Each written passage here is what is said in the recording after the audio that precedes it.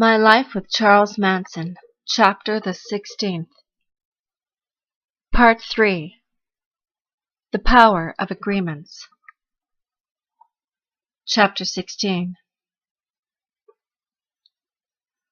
Wildflowers were still blooming in July, and the vineyards were green. There was fruit on the apple and fig trees, and a rich yield of boysenberries behind the bunkhouse. It felt good standing in the sunlight with Beau beside Crockett and Brooks. The mountains were a blue-purple against the sky. Everything seemed alive and measureless. A breeze funneled down the canyon, blowing over the garden.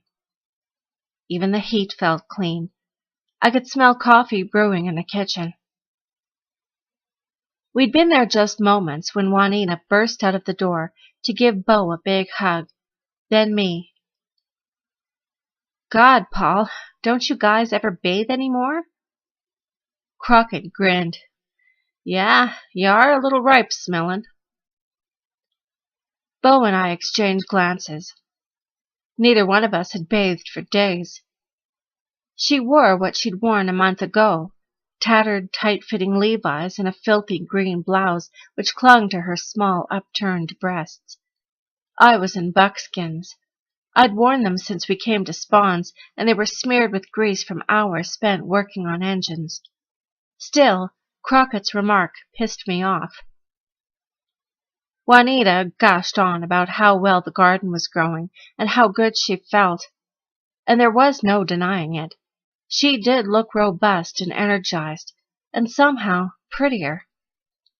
Both she and Brooks seemed to reflect the vitality of the surroundings.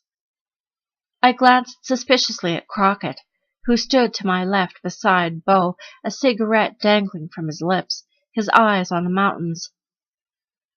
When Juanita asked us inside to eat, we followed her. Brooks, Beau, then Crockett. I walked behind Crockett, scrutinizing him, wondering what he had done to bring about such profound changes in my friends. The ranch house appeared unchanged, except that they'd moved the big dining room table into the center of the living room. Juanita brought in a steaming pot of beans, and moments later, a tin piled high with freshly baked cornbread. She followed with coffee. Beau and I ate ravenously while Brooks told us of their latest mining ventures and how much work he was doing. I'd never seen Brooks so voluble and enthused. He mentioned Bob Berry, and when I asked who that was, he told me it was Crockett's partner. I understood by an exchange of glances between Brooks and Juanita that she and Berry had something going. Crockett, meanwhile, sat directly across from me, chain-smoking Pall Malls and playing solitaire, raising his eyes only on occasion, to let the smoke clear so he could see the cards. I got the impression Brooks was trying to entice him into the conversation, but all he got out of the stoic miner was an occasional yeah, uh-huh, or nope. I found myself watching Crockett's thick, gnarled fingers manipulate the cards as he laid out his hand. Looking at Crockett, you had the feeling he belonged to the desert. His skin was weathered yet resilient, like a reptile's. His face looked like the craggy wall of a mountain, as though it had been eroded and sculptured out of rock. It was hard to imagine that such a face had ever been young. His gray eyes were deeply set beneath a prominent, thick-browed forehead, his nose beak-like and commanding. A strong, well-formed jaw accentuated the sensitivity of his mouth, which was full, and all the more intriguing because he seldom opened it, at least during the first few hours we were there. Yet there was something tangibly solid about the man. He was like a mountain. You felt his awareness. Later, while Brooks and I hiked down the wash to bring up the supplies, I asked him about Crockett. That's when Brooks told me that he and Juanita weren't going back to the family. What do you mean? Helter Skelter is coming down. You can't bail out. As I spoke the words, I felt detached from them. Me and Crockett got a scene going here. I mean it, Paul. This dude is far out. He's taught me a lot. I feel good. I want to stay feeling good. But what about Charlie? What about the family? What about them? What are you going to do when Charlie comes up and finds out what's going on? He can't. He can't? Crockett put up a psychic barrier to keep him out. No one can come up here unless they have true love in their hearts. I flashed on all our failed attempts to send supplies to Barker's. I pictured Charlie pacing back and forth in front of the saloon, cursing. I thought of Crockett playing solitaire. I said, "Come off it, Brooks."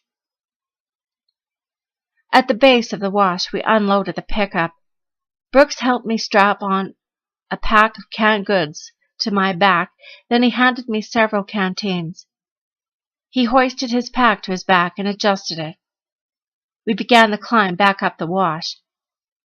Months before, Brooks could barely climb the wash without a pack. Now he was moving like a mountain goat. I told him to slow down. "What about Helter Skelter?" I asked. "Let Charlie worry about it. I'm not. The shit is coming down, man. It's heavy." "Not up here, it ain't." "Hey, you're letting this old mumblefuck miner turn your head around." "Yeah, I guess I am." Though I wasn't cognizant of it at the time, Crockett was well prepared for my arrival. He'd heard much about me from Brooks and Juanita. They had told him that I was close to Charlie, one of the few people who could get things done, who didn't seem to be totally under Charlie's domination. By the time I got to Barker's, Crockett had been there nearly 2 months, long enough to become deeply intrigued by the story of Charlie Manson, his family, and what they called Helter Skelter. He'd taken a liking to Brooks and wanted to help him break away from an influence which he had obviously been destructive. When he met me and found that I too was riddled with Charlie's programs and viewpoints, he let it be known that he could teach me things. But he never came out and said it. He never preached. That was Crockett's beauty as a teacher. He seldom told you anything. He merely suggested ways you might discover yourself. But it didn't happen right away. I was suspicious of Paul Crockett. What could he teach me? He was old, 46, had short hair, never smoked dope or took drugs, and he spoke like a hick, the epitome of everything I had been programmed to despise. He was a redneck and a pig. At that point, I figured if any teaching were to be done, it would be me educating him, cluing him on Helter Skelter. Brooks, I figured, was easy prey, so spaced out that anybody could teach him anything. Brooks and I had always been on opposite ends of the spectrum in the family. Brooks at the bottom, shoveling shit, me at the top alongside Charlie, getting my fill of all the goodies and privileges. In coming to know the two of us, Crockett was given a gander at the whole spectrum of Charlie's program. Not only that, in Bo and Juanita he had discovered how the same programs worked on the girls. Everything that came from their mouths was in some way a part of Charlie's rap. But I figured, as we climbed the hill, that Crockett, too, would fall into the hole once I set him straight. Paul Crockett was born on February 24, 1924, at 9:30 p.m. in a little town called Ada in the state of Oklahoma. He was less than a year old when his parents moved to Texas, where he grew up with no recollection whatever of having been in Oklahoma. Though his mother was a school teacher and his father a Methodist minister, Crockett never took to institutions, religious or secular, preferring instead, as he used to put it, to figure things out for myself. He left home at the age of 18 and joined the Air Force to become a navigator and an officer. He was sent to the South Pacific, where he flew in 52 combat missions, concluding from the experience that war only proved what fools men are.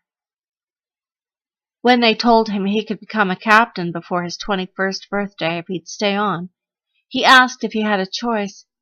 When they said yes, he resigned and came home. It was after the combat experience that he began asking himself serious questions about life and its purpose.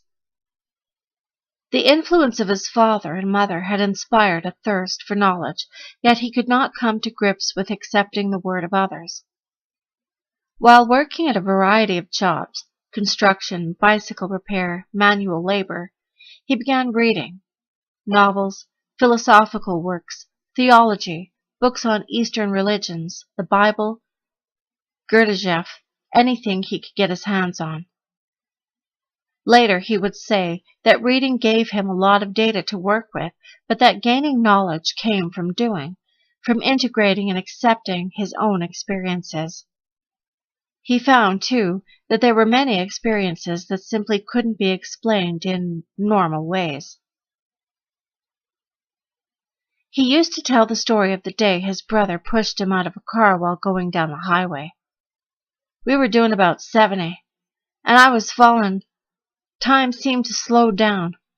I could see the pavement and the rocks along the side of the highway. I pulled my arms in close to my body. My whole body seemed to be enclosed in a kind of cloud. A couple of times I stuck my hand out away from my body, but I pulled it back quick because it hurt when I stuck it out there. When I finally came to a stop in the gravel alongside the roadside, I'd skidded about 50 feet. Except for my hand, which had a gravel burn on it, I wasn't even scratched. Hell, I just stood up and dusted off my clothes. One of the biggest influences in Crockett's life was a man he met in Carlsbad in the early 50s, Dr. S.L. Bailey. Old Doc Bailey was the first man I met who could answer some of my questions. When I first met the doc, he was into what he called concept therapy and conceptology. He was working with a woman named Ruth Drown, who had developed the Drown radiotherapy, a method of measuring the energy flow in the body by taking pictures with this little box. The AMA saw the box and called it the fraud, but it worked. It had all kinds of dials and it measured energy frequency in any part of the body. Like if you had too many positive electrons in a certain gland or in the bone marrow, you tune in on it. Then, by putting your hand on the electrode plate and turning the dial very slowly back and forth and always keeping in touch with it, not too fast or too slow, the flow of electrons could either come to the body or go out of the body to give you the balance you needed. At the time I met the doc, I had a problem which stemmed from one leg being shorter than the other, or at least that's what I'd been led to believe. Over the years it had gotten worse, till it hurt so bad at night that I couldn't sleep, and when I did sleep, I was so stiff in the morning I couldn't move. It got so I stayed awake all the time. I went all over creation trying to get help, to orthopedic surgeons, neurosurgeons, and even out to the Bradshaw Clinic. They took x-rays and said my body was calcifying, that the pictures showed I was turning into bone. Not long after that, I met the doc and ended up getting treated by him and his machine for the next 9 years until my body and my mind were pretty well cleared up. I saw the doc help a lot of people. A lot of people in all kinds of pain would come and restore the balance and take away the pain. He had a hell of a following. You could hardly get into his office. There was such a crowd there. It seemed impossible. But to me, it was a reality. I saw it work. But it wasn't the machine. It was the doc's way with people. He got them to agree to really want help and to set about it systematically. He was positive and he was truthful, and from him I learned to trust and know something of what I was. Then one day, the old doc shook hands with me and said, "Well, I think I got you in good shape." I wondered what he was shaking hands for. Then about 2 hours later, some friends came and told me he'd just dropped dead. I thought, Well, hell. First time he shakes my hand in 9 years, then he goes and dies. I didn't know what to make of that. After the death of Dr. Bailey, Crockett studied other disciplines, including Scientology, Theosophy, and the doctrine of the Rosicrucians, utilizing precepts that he could use in his own life. But I was never willing to sell myself like most of them groups you want to do. I might agree to do certain things for a certain period of time, but when that time was up, I was on my way. In the late 60s, Crockett became interested in mining and got into a joint venture with a couple of friends. They traveled through the Southwest looking for gold, silver, copper, tungsten, titanium, and anything else that had a market value. Then in March 1969, Crockett and a friend named Bob Berry came to Death Valley to explore the mining possibilities in a place they'd been the previous summer and knew was rich in gold, Goler Canyon. There, he met Brooks Poston and Juanita. More than a year later, he described his feelings in an interview. I'd never run into a stranger situation. Talking to this kid disturbed me. He kept telling me about life and love and that to be free you had to submit to love. He talked about karma and psychic balance, and a lot of what he said was perfectly true and beautiful. It really intrigued me. But the words he spoke were not from him. They come from out of him, but they were from another source, from a man he called Charlie. I began to wonder where the kid was, where his personality was. It seemed hard to believe that anyone could be that heavily programmed. He told me about the family, the girls, and about this Holocaust, this Armageddon that was going to happen, helter-skelter. I got real interested. I wondered about this guy, Charlie, but mostly I liked Brooks and wanted to get him straightened out. It seemed like a good time to use the knowledge I had gained in a positive way. I'd only figured on staying in Goler Canyon a couple of weeks. I wound up staying 8 months. It seemed like I'd found another kind of gold worth mining. During dinner that first night, I laid out my rap on Helter Skelter, trying to convince Crockett what I felt to be the truth. That the shit was coming down, that we were on the verge of an all-out race war, and that the survivors would wind up in Death Valley with Charles Manson. Part of what I said was motivated by my belief in Charlie and Helter Skelter, but I also considered it as a personal challenge to convince this old mountain goat, Crockett, in front of Brooks and Juanita, what the real score was.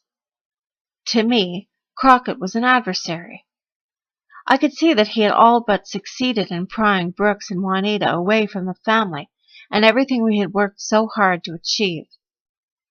Despite my own forebodings and misgivings, I had made an incredible inner investment in the family.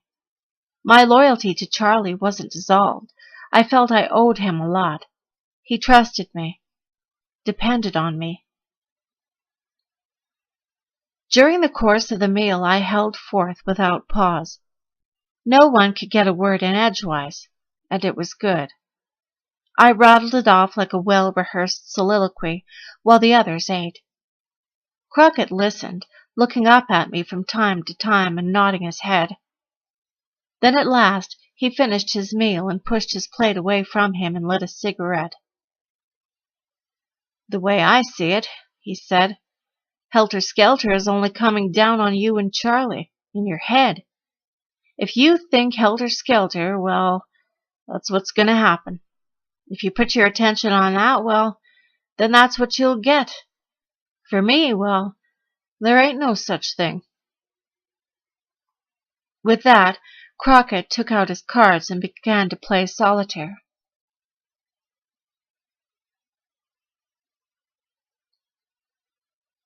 Later that night, Bob Berry returned from Las Vegas with supplies. Juanita greeted him warmly at the door, and after he'd been introduced to Bo and me, She brought him a cup of coffee. Bob was about 30, 5'6", stocky and muscular. He had short dark hair and rather coarse features. He looked more like a cowboy than a miner, and like Crockett, was not one to talk much. Whenever Juanita showed him affection in front of us, he'd blush and try to appear indifferent. He and Juanita were staying together in the bus, where Bob claimed they were on mountain lion watch. Brooks later explained that they'd spotted a few cougars around the ranch, and that Bob used this as a pretext to be up there and sleep with Juanita. For a conservative guy like Bob, running into a sexually liberated member of the Manson family, especially a gal like Juanita, whose appetites were voracious, was better than discovering gold. He hadn't finished his second cup of coffee when he said it was time for him and Juanita to go back on watch. The next day I hiked with Brooks and Crockett into the high country above the ranch to dig some rock out of a gold mine they were working on, called the Gold Dollar. I was still battling with Crockett in my mind and refused to work with them. While they dug, I sat on a promontory overlooking the Panamint Valley, but I could hear Crockett instructing Brooks on the techniques of digging rock. No, not like that. Like I told you, sometimes you gotta talk to these rocks. You gotta talk them right out of there. It ain't how hard you hit it, it's the way you hit it. It's like a vibration. The right vibration. You tap in the right place, you talk to it, it comes out. Comes out so the ore's not all busted up and destroyed. You pay attention, and you get the feel. You work together, with it, not against it. That night, Crockett asked me if I wanted to play some attention games with him and Brooks. We were all seated around the table after dinner. Bo and Juanita had gone with Bob Berry down to Ballarat. The ranch house was quiet, and the table was cleared for an ashtray filled with Crockett's cigarette butts. Okay, now, let's start it out like this. When I tell you to put your attention on something, you do it. Really put all your concentration on it. Then when I tell you to take it off and put it someplace else, you take it off and put it on whatever I tell you. Got it? I nodded. Okay. Now, look there at the doorknob. Focus on it. Put all your attention on it. Brooks and I gazed at the doorknob. Keep your mind on that. Only that. Moments later, Crockett told us to take our attention off the doorknob and put it on the ashtray. We did. Now take it off the ashtray and put it on that chair. After about 15 minutes, I interrupted him. What the hell kind of game is that? Attention game. You do it for hours and hours over a period of time, and it will build up your powers of concentration. It will rehabilitate a facility inside you that most people have forgotten how to use. A power. You see, most people only know how to put their attention on things, but they don't know how to take it off. They don't know how to reject things. Your attention is a part of you. It's what you extend as a spirit. If you got it all stuck out on different things, you don't have all your energy with you. But if you learn to take it off, you keep all your energy intact. It grounds you in the moment. It keeps you conscious. What Crockett said reminded me of Charlie's rap about coming to now. But Crockett made it more understandable. Had I not been so spaced out and open to such thoughts because of my experiences with Charlie and the family on LSD, I might have shut him out. People know how to accept, but not how to reject. To reject, or take your attention off, doesn't mean you have to dislike or put value on what you're rejecting. It means simply that you reject it. You take your attention off. Most people can't reject without disliking or evaluating what they reject. But if you dislike it, you really don't reject. Fact is, you might as well accept it, 'cause it's a part of you. We began playing the game again, and I really got into it. Before I knew it, 2 hours had gone by. I wanted to keep playing, but Crockett was tired.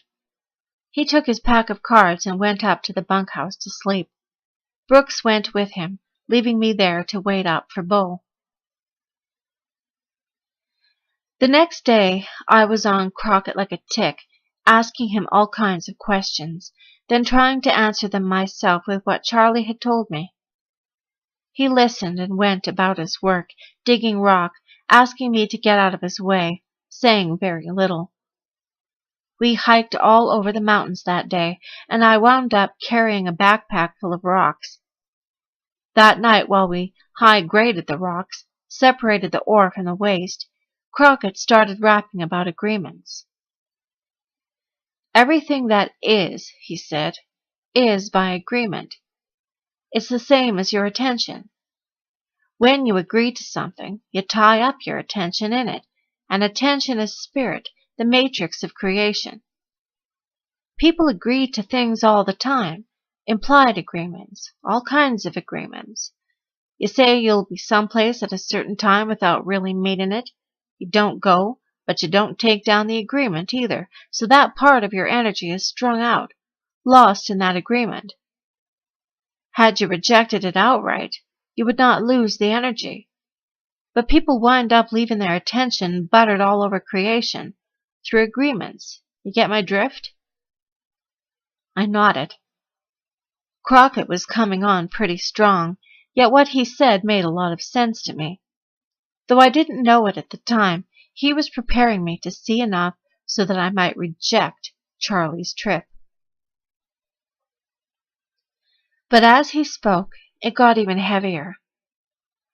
Look at it this way. We live in an electronic universe. Agreements are circuits made up of psychic energy. Circuits can short out or blow out if you're not careful, but the power of agreements extends beyond that.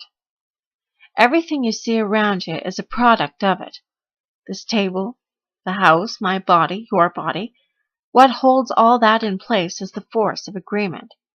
You agree it's there, and so do I. In that sense, it's a reality. It's been made that way through millennia of time, through this process.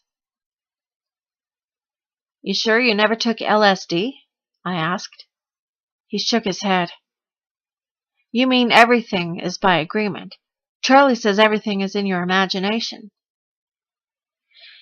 Yeah, that's kind of how it is. But it's there because we agreed to it, and it's been agreed to by the spirit of people for years. It's a legacy, an agreed-upon reality, but there is another reality.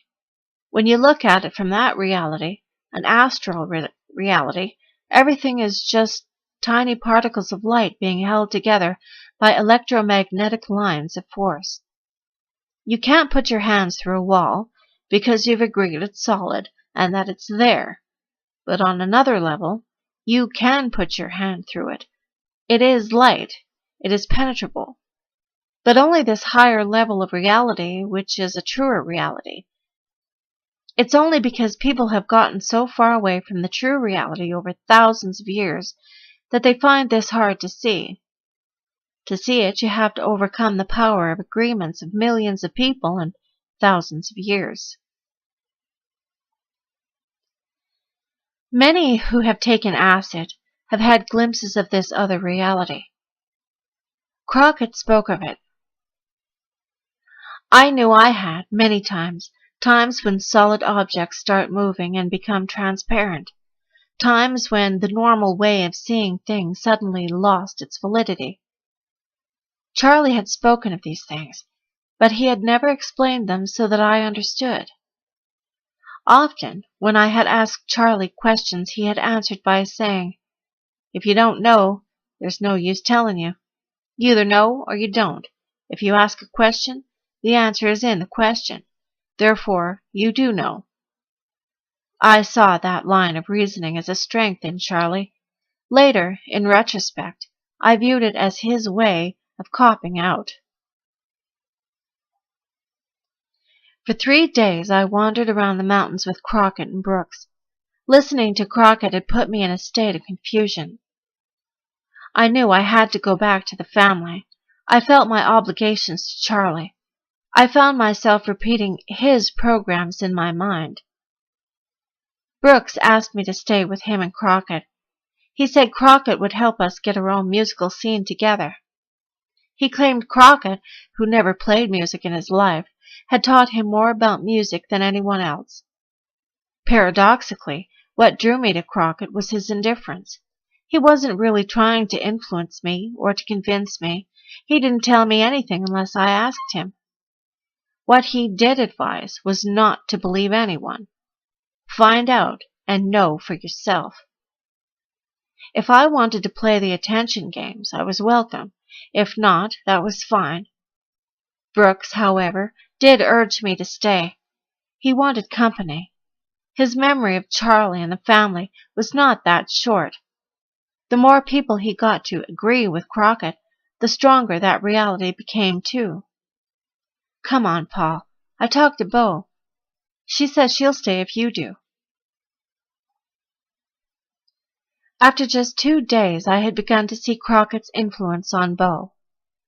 It wasn't that he spent a lot of time with her, but when he was with her, he was completely focused and attentive, and he treated her with a sincere and genuine human reverence, or, as he put it, like a lady. Ironically, Crockett was deeply imbued with a sense of manners and propriety, where women were concerned. I think the beauty of women is about as close to truth as a man can get, he once mused. His impact on her was overwhelming. She began smiling, and I realized when I saw her smile, Bo had the kind of smile that when you saw it, you felt like someone turned a light on inside of you. That I hadn't seen her that happy since the first time at Spawn's. One night after dinner, I went out on the porch, and Bo followed me. Her hair was washed and coiled in a braid on top her head. Her face seemed rounder and more childlike. I sat down and leaned against the wall of the ranch house, and she sat beside me. What are we going to do, Paul? We gotta go to Spawn's. I don't think the shit's coming down, Bo. Damn it. We gotta go back. I told Charlie we'd be back. I gotta return Danny's truck. Do you want to go back? No, but I got to. Why? 'Cause Helter Skelter is coming down.